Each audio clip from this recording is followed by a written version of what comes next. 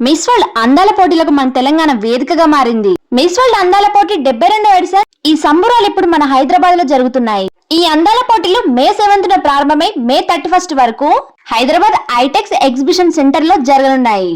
ఈ సంవత్సరం ఈ పోటీలో 110 దేశాల నుండి 109 మంది అందగత్తెలు పోటీ పడుతున్నారు. ఈ పోటీలు మన ఇండియాలో నిర్వహించడం 3వసారి, మన తెలంగాణలో మాత్రం మొదటిసారి. మన ప్రభుత్వం ఈ అందగత్తెలకు మన సంస్కృతి సంప్రదాయాలతో వెల్కమ్ చెప్పి ఆతిథ్యాన్ని ఇస్తుంది.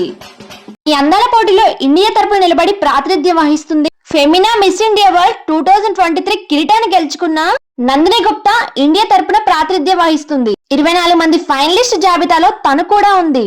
ఈ మెరుపుతీగలు తెలంగాణ చారిత్రక ప్రదేశాలైన చార్మినార్, రామప్ప దేవాలయం, పాలమూరి ఊడలమర్రి, యాదగిరిగుట్ట, పోచంపల్లి, శిల్పారామం ఇలా తెలంగాణ అందాలన్నీ సందర్శించారు.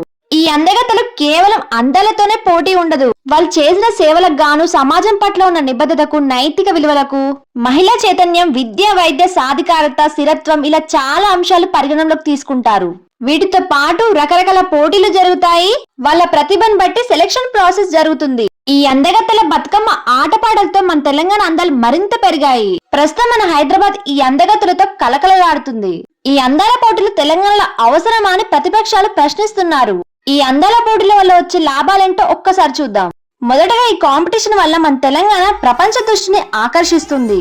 మన సంస్కృతి సాంప్రదాయాలు, రుచులు అందరికీ తెలుస్తాయి. దీని వల్ల టూరిజం డెవలప్ అవుతుంది, ట్రావెలింగ్ ఇంప్రూవ్ అవుతుంది, చుట్టుపక్కల ఉన్న వారికి మంచి బిజినెస్ అవుతుంది. గ్లోబలైజేషన్ సిస్టమ్ వల్ల ప్రపంచ దేశాలతో మరిన్ని సంబంధాలు కుదిరి పెట్టుబడులు, వ్యాపారం పెరిగే అవకాశం ఉంది.